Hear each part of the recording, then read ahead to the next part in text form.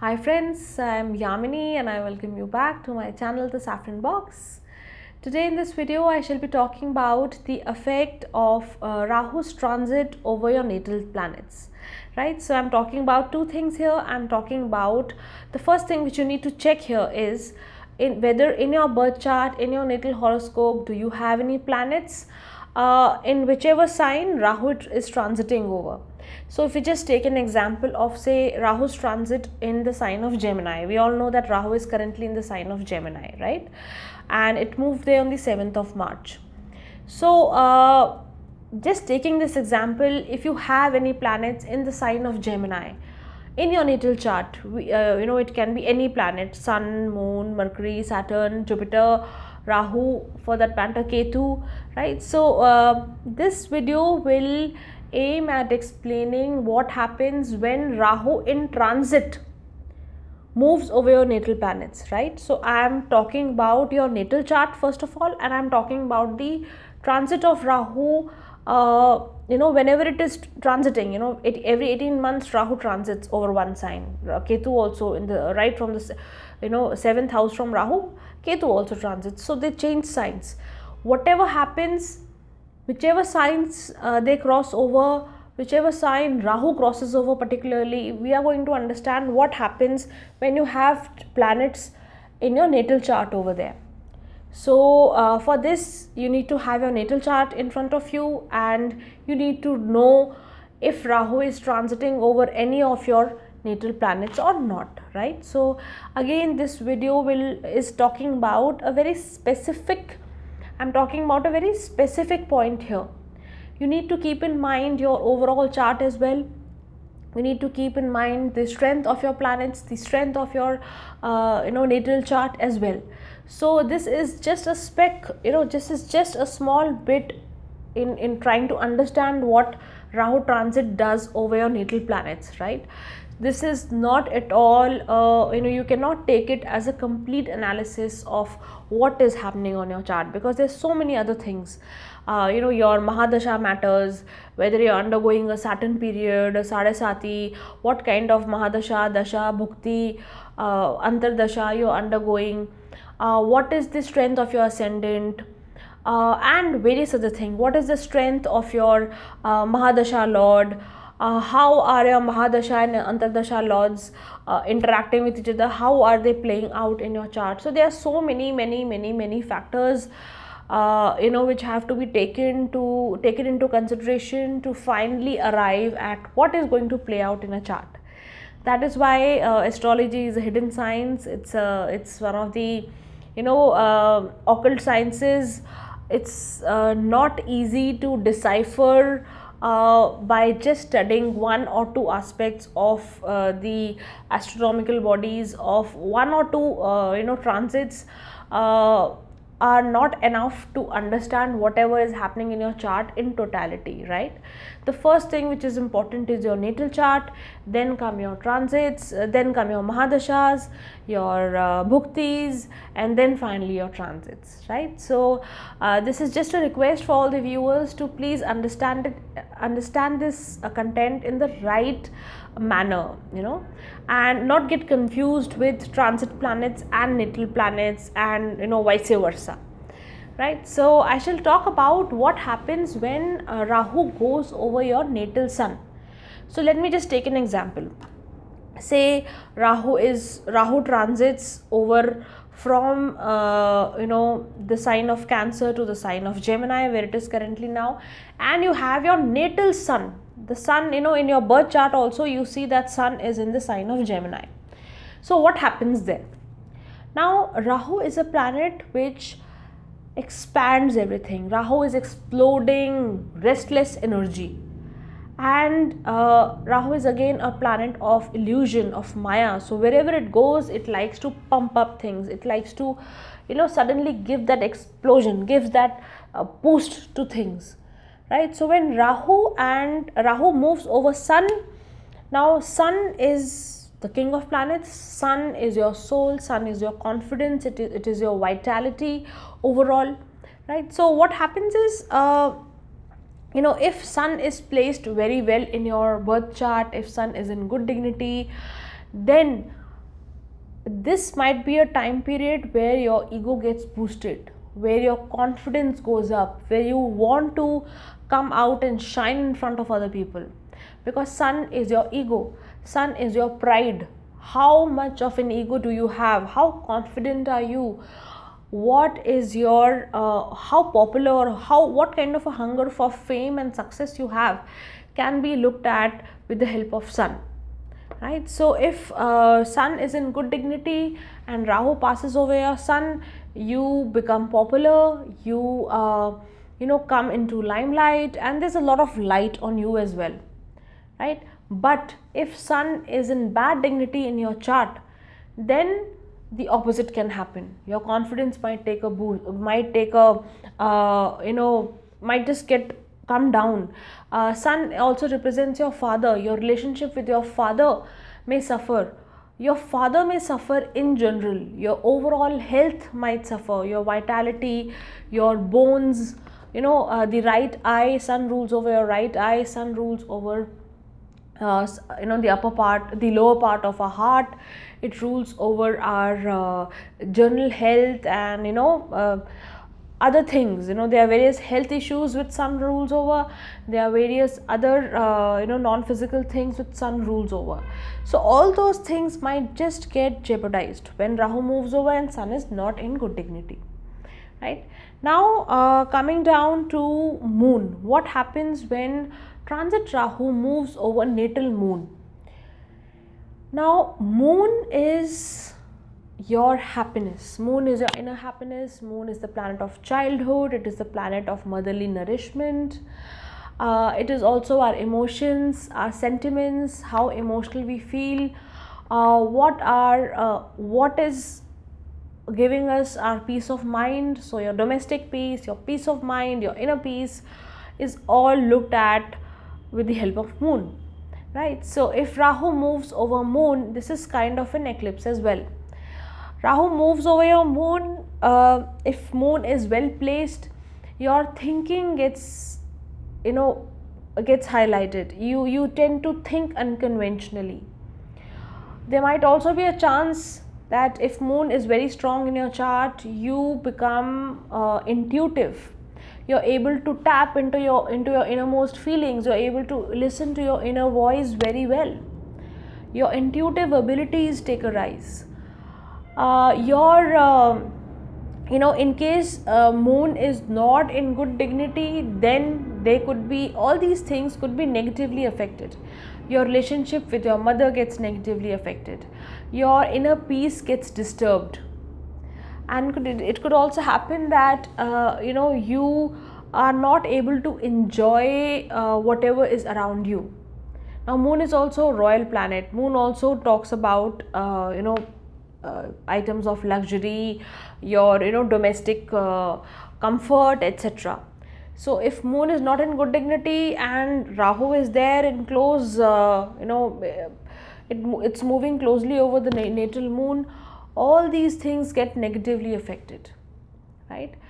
If Rahu moves over your natal Mercury, now this is a very interesting condition to understand, because Rahu and Mercury are friends. Rahu is the planet of Maya and illusion. Rahu is the planet of materialism. Mercury on the other hand is also a Rajasic planet. So Mercury also likes, Mercury is the prince in the planetary cabinet. So it likes good things around itself. It likes to get pampered. It behaves, according to the company it has, right? So if Mercury is well placed in your chart, your analytical ability, your ability to communicate, your ability to manage things, could actually take a boost. So you might be able to communicate very effectively. And if you're in one of those professions where communication or moving around with people, talking is a very important part of your job, then it will be a very good time for you as well. But on the other hand, if Mercury is not in good dignity, there could be a problem related to your communication. You might end up saying a lie. You might end up saying something which you actually don't mean, right?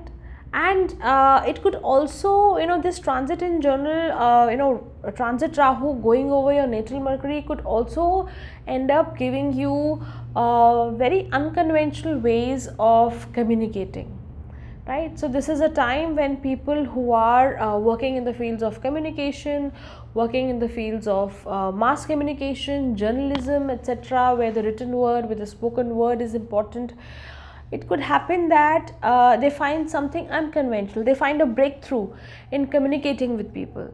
So there could be an advent of a new way to of a new style of writing, or a new topic on which to start exploring things, etc. as well. Now Rahu goes over Venus. So what does Venus rule? Venus rules over our relationships, Venus rules over love, over luxury, over women. Venus is studied when we study the position of your wife as well, in the case of men's chart. So when Rahu goes over Venus, natal Venus, one might end up dealing with a lot of women. And since Rahu is a planet which represents foreign elements, there could be a lot of interaction with women who are foreign to you. When I say foreign, they could be somebody who is not fitting into the conventional idea which you have of a woman, which you have of a lady. They might come in from a totally different culture, they might speak a different language, or you could meet someone who's from a different country, different race, different religion. So something unconventional, something extraordinary might be there, and you might end up dealing with a lot of women of such kind, extraordinary women, beautiful women, women who attract you, right, whom you find very attractive. And if Rahu when Rahu transits over your natal Venus, and Venus is not in a very good dignity, Venus is afflicted in your chart, it could be a time period where you have to be very, very careful when you deal with women, because it could end up in some scandal, it could end up in some problem with women, right? This is for men especially. Even for women, one could end up dealing with any problems or any fights, any misunderstanding with women, right? Or there could be problems with your relationships as well. Your love affairs get hit, your relationships get hit. Now Rahu going over natal Mars, this is a tricky placement, because Rahu is a tamasic planet, Mars is also a tamasic planet, right? And this could be in one way, if Mars is in good dignity, Mars is well placed in your chart, these two negative factors, tamasic energy of Rahu and tamasic energy of Mars, could combine and make one a fighter, make someone stand up for themselves. So in case you're in the middle of a dispute, middle of a fight, middle of you are stuck between opposition, you are not in a very comfortable space right now, you could find the courage and the confidence to stand up for yourself and fight for yourself.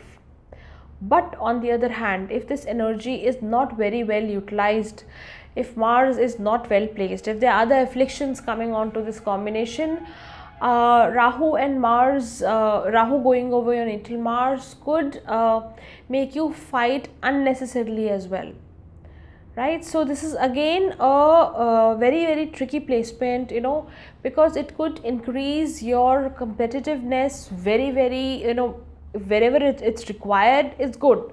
In case someone is in the field of sports, or someone is dealing with some competition, writing a competitive exam, or someone is into sports where a lot of physical energy is required, this is a very good time. But if if this energy is not utilized properly, this could end up in unnecessary, totally unwanted situations where one could end up in some sort of a violence as well. Now Rahu going over natal Jupiter. Now as we know, Jupiterian energy is a sattvic energy, right? So Rahu is tamasic energy, and Jupiter has sattvic energy. Jupiter is the Devaguru. So what happens if Jupiter is well placed in the horoscope in your natal chart?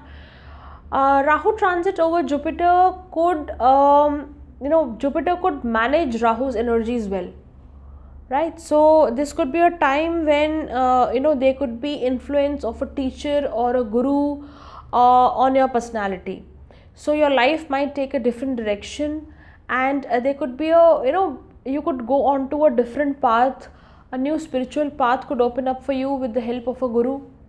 But at the same point in time, if Jupiter is not well placed, it's under affliction and it's not good in strength, this could be a time when you could get misled. When your sattvic energies, when your sattvic thoughts, good thoughts get corrupted, so you could just take the easier wrong over the harder right. So that is the kind of manifestation which one sees when Rahu in transit goes over natal Jupiter. Now Rahu going over Saturn. When Rahu goes over your natal Saturn, it could lead to some amount of laziness, because Saturn is a planet, Saturn is a slow planet, Saturn moves slowly. So this could be a period where one becomes a little slow. So you could feel laziness, you could feel lethargy, you could also feel that your self discipline is getting disturbed. So since Saturn is a planet of discipline, say Saturn is exalted in your chart or Saturn is well placed in your chart, in that case Saturn is able to manage all this. Your self discipline, your hard work remains as it is, you remain the way you are. But in case Saturn is not very well placed, or you are not able to use your Saturnine energies properly, then in that case, when transit Rahu goes over such a Saturn, your discipline gets disturbed, you are not able to put in that amount of hard work which you should do, and overall this gives a very negative impact on your life, right? This is also a time period where your values, your determination, everything gets tested, because Saturn again is a planet which I always say it watches over, it's the timekeeper. It is always watching over whatever you're doing. So this is a time period where slipping into doing something wrong is very easy if Saturn is not very well placed in your chart, right? Now if Rahu goes over your natal Rahu, so that is a period which is called as a Rahu return, and it happens every 18 years, because every 18 years Rahu comes back to the same sign. So transit Rahu going over your natal Rahu is a time period where I would say that it's a time span where growth happens. Now actually, if you see, right from the time you were born, exactly 18 years after that, your Rahu, transit Rahu comes over your natal Rahu. And how old are you then? You're 18 years old. Then when you're 36 years old, when you're 54 years old, when you are 72 years old, and mind you, all these age spans, all these time spans are actually when you're making major forays, when you're achieving major milestones in your life. So at 18 you decide what you want to study, where are you going to go. At 36 again, more or less, people are settled in their domestic lives, and they're trying to build up themselves materialistically. At around 54, 55, people are trying to settle in their children, they're trying to look at their retirement prospects. And 72 is again a time when one is looking towards higher spirituality, or looking back towards their life and introspection. So these ages are also very important, and that is why whenever Rahu returns every 18 years, when you're 18, you're 36, you are 54, and then finally you're 72. These are again major unlocking periods. So a lot of opportunities might get unlocked, a lot of new avenues could get opened up for you, right? It's a period of transformation. It gives a new direction to your life. Now transit Rahu over your natal Ketu. Now this is again a tricky tricky transit or a tricky thing to happen, because what happens is your Ketu is the planet of spirituality, Ketu is the planet of liberation.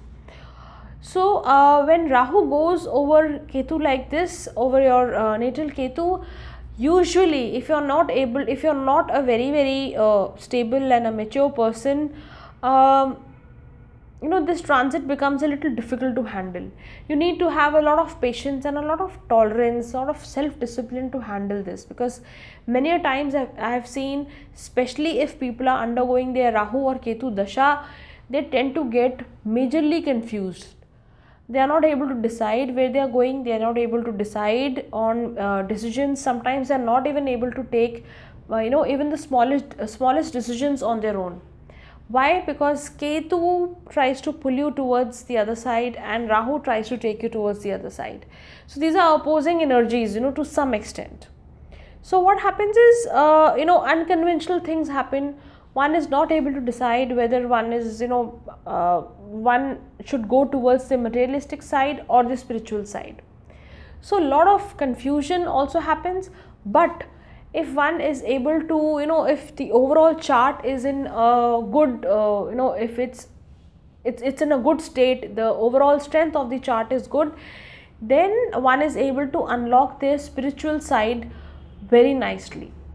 One is able to understand themselves, one is able to introspect on their actions very well.